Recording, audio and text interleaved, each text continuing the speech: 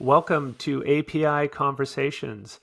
Today we're discussing how companies with extensive API portfolios approach building SDKs. And this is something I've personally experienced when I was at Zero. We had five major APIs built by different teams over multiple years that had major differences, and we had to decide, were we going to create a unified SDK that incorporated all five API groups, or were we going to create five separate SDKs? And I really wanted to talk about this challenge with someone who's really knowledgeable. And so I'm joined today by Sohaib Tariq, product manager at APIMatic. So to get us started, what do I even mean when I say unified versus separate SDKs? So let's start with an example. Let's say you have an orders API that anyone can use to order products, and then you have a payments API that you can use to pay for the products that you've ordered. So any users who's integrating with the orders API, they will also have to integrate with the payments API because you need to be able to pay for the products that you're ordering. So in those scenarios, it would make sense to perhaps bundle these two APIs together into one SDK because your end user is going to have to use both of those APIs together in any case.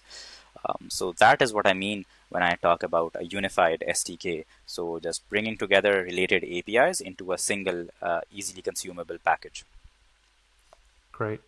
And what should an organization consider when deciding on a direction for their SDK program? I think there's four main considerations that you need to keep in mind.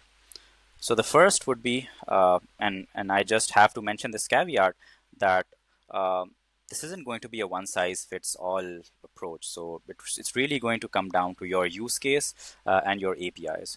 So I want to start with talking about your consumer. So that is where you want to start thinking about this decision. So how are your consumers consuming your APIs? Are they consuming more than one APIs?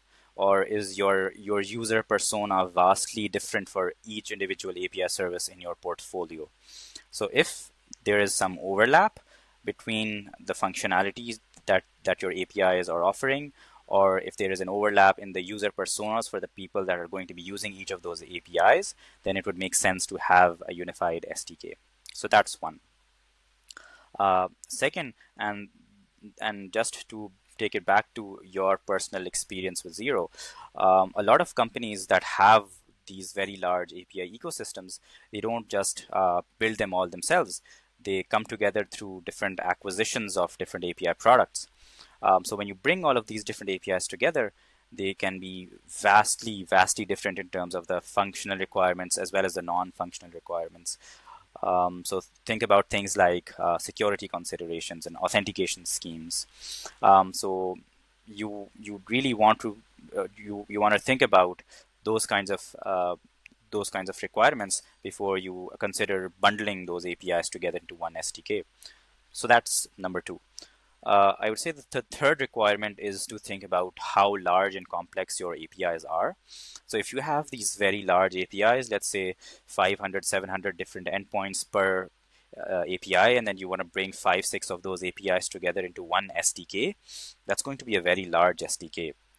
So you want to think about, is it going to be viable for your developers to consume that SDK, specifically if they're only going to require, let's say, 4 or 5 different APIs out of that 1,000 endpoint SDK that you've created. So that's going to be one more consideration. And finally, the fourth consideration is going to be just think about your use case. If the overall installation size of the SDK is going to be a consideration, if there are going to be any space constraints wherever this SDK needs to run, then perhaps you want to think about doing separate SDKs just so you have that flexibility, so your developers can pick and choose the ones that they need according to their requirements and not have to compromise on performance or on storage space. So I would say those are the four main considerations. All right. And what about SDK maintenance? Does that factor into the equation? Yeah, of course. So we've talked about the API consumer side of things, but from an API provider's perspective, you also want to make sure that whatever approach you go with, it is feasible for you. So if you let's say you have two different APIs and you want to do SDKs for all for both of those APIs in 6 different programming languages each. So that's 12 SDKs now.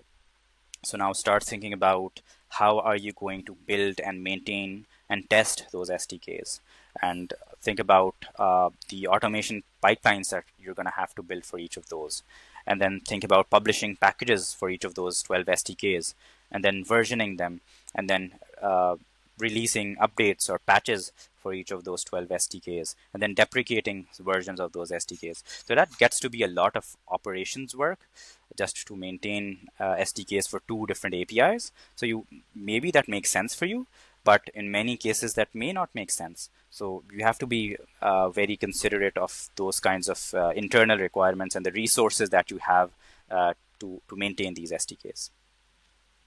All right.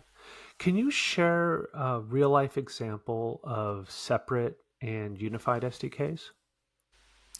Yeah, a good example of a unified SDK is going to be the Microsoft Graph SDKs. So Microsoft Graph APIs basically expose all of the services in the Microsoft 365 ecosystem. So that's things like Teams and Calendar and email.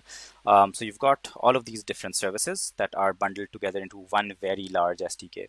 But it makes sense for Microsoft to do that. And so they've built this unified SDK.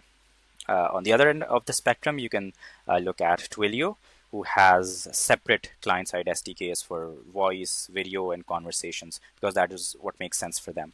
I think so. So those are two examples that come to mind. Okay.